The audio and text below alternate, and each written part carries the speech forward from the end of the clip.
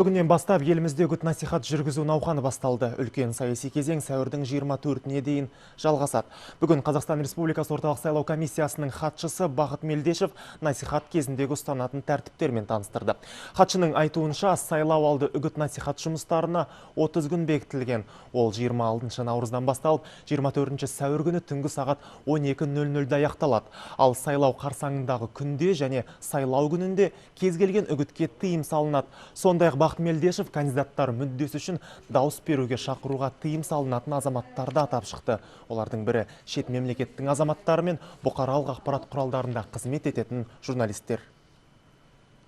Сол сайлау заңымызда қарағанда кейбір азаматтар белгіленген үгіт жұмысы оларға жүргізуге тыйым салынады.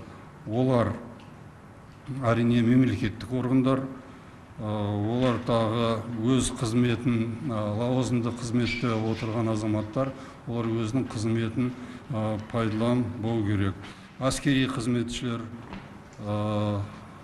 қауіпті комитет органдарының қызметкерлері, сосын мынау біздің сот, прокуратура, сосын ішкі істер министрліктің қызметкерлері, біздің сайлау комиссияның мүшелері сол үгітті жұмыс жасауға болмайды.